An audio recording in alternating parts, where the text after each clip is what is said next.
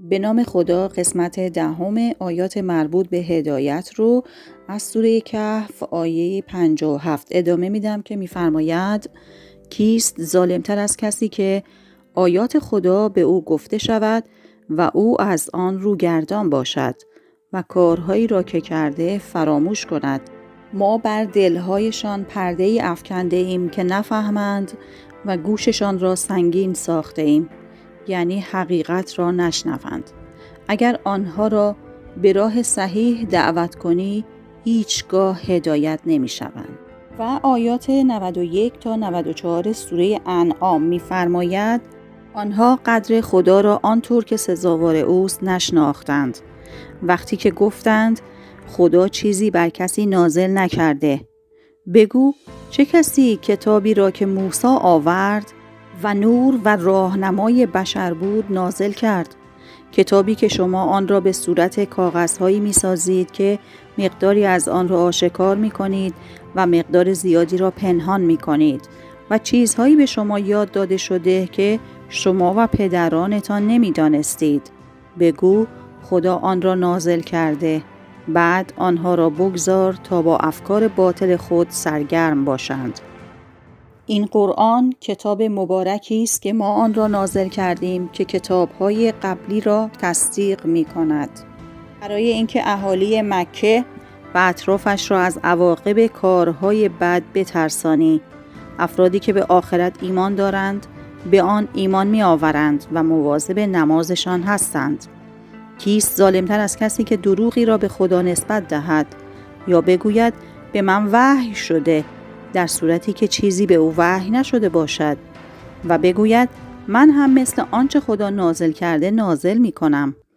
کاش ستمکاران را در موقع جان کندن ببینی که فرشتگان دستهایشان را برای گرفتن جان آنها گشوده اند و می گویند جانتان را بیرون کنید. امروز به سبب اینکه به ناحق از قول خدا حرف می زدید و از پذیرفتن آیات خدا خودداری می کردید، عذاب خار کننده جزای شماست. یکی یکی پیش ما می آیید، همانطور که بار اول شما را یکی یکی آفریدیم و نعمتهایی که به شما دادیم پشت سر خود جا گذاشتید. و شفیعانی را که می پنداشتید درباره شما با ما شریکند با شما نمی بینیم. رابطه بین شما پاره شده و شفیعانی که میپنداشتید گم شده اند.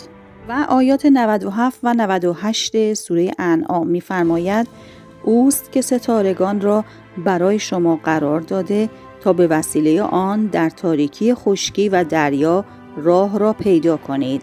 ما آیات را برای افراد دانا توضیح داده ایم. اوست که شما را از یک تن به وجود آورد و بعد قرارگاه و امانتگاهی قرار داد. ما آیات را برای افرادی که میفهمند توضیح داده ایم. و آیه 264 بقره میفرماید: ای افراد با ایمان، انفاق خود را با منت گذاشتن و اذیت کردن از بین نبرید، مثل کسی که مالش را برای اینکه مردم ببینند خرج می کند و به خدا و روز آخرت ایمان ندارد. وضع کار او شبیه سنگ صافی است که روی آن خاکی باشد و باران تندی بر آن ببارد و آن را بدون ذره خاک باقی بگذارد. این گونه افراد از کاری که کرده اند بهره‌ای نمی برند. خدا افراد بی ایمان را هدایت نمی کند. و سوره بقره آیه 272 می فرماید: هدایت آنها به عهده تو نیست، ولی خدا هر کس را که بخواهد هدایت می کند. هر چیز خوبی که انفاق کنید به نفع خودتان است و فقط برای به دست آوردن رضای خدا انفاق کنید. هر چیز خوبی که انفاق کنید به طور کامل به شما پس داده می شود و به شما ظلم نمی شود.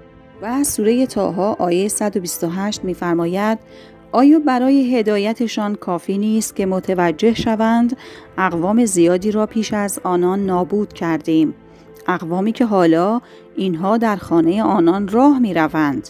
در این کار نشانه هایی برای خردمندان است. دوستان بقیه آیات رو در پست بعدی حتما دنبال کنید.